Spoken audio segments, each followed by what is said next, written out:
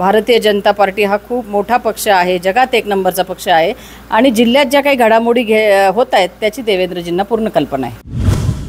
मंत्र्यांसोबत असलेल्या राजकीय मतभेदांमुळे महायुतीच्या प्रचारात सक्रिय नसलेल्या स्नेहलता कोल्हे जे आहेत त्या आपल्या सोबत आहेत. ताई, पालकमंत्र्यांशी जे तुमचे मतभेद होते, आज देवेंद्र फडणवीस तुमच्याशी चर्चा करायला येणार आहेत. हे मतभेद मिटणार आहेत का आणि महायुतीच्या प्रचारात तुम्ही कधी सक्रिय होणार? नाही, महायुतीच्या प्रचारात मी पूर्वीच आमचे कार्यकर्ते आम्ही सक्रिय झालेलो आहोत. आज एक फक्त बैठक देवेंद्रजी घरी येतात त्याच्यामुळे त्यांच्याशी चर्चा आहे फक्त थोडी.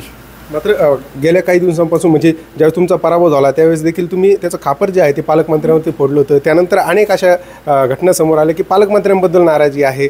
ती नाराजी दूर होणार आहे का? विखे पाटील आज तुमच्या मंचावर येणार आहेत. तो सगळा निर्णय देवेंद्रजी घेतील. त्यांच्याशी आम्ही सगळे कायम बोलत असतो, त्यामुळे त्यांना वस्तुस्थिती निश्चित माहिती आहे जिल्ह्यातली. मात्र कुठंतरी जिल्ह्यात आजही ही चर्चा आहे की विधानसभेला ज्या पद्धतीने विखे पाटील इथं आले आणि त्यांनी म्हटले की आमदार आशुतोष काळेंची गॅरंटी मी घेतो, त्याबद्दलही तुमच्या मनात मोठी नाराजगी आहे. काय विधानसभेचा पण निर्णय पक्षश्रेष्ठी घेतील.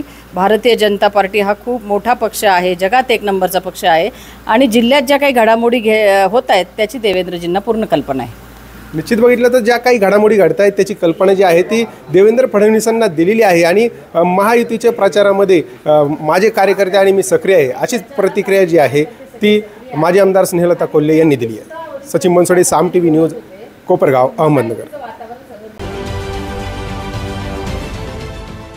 देश विदेशातील प्रत्येक घडामोडींचे लाईव्ह अपडेट मिळवण्यासाठी आता साम टीव्हीच्या सर्व सोशल मीडिया प्लॅटफॉर्मला लाईक, फॉलो आणि सबस्क्राईब करा. तसंच सर्व नोटिफिकेशनसाठी बेल आयकॉन प्रेस करायला विसरू नका.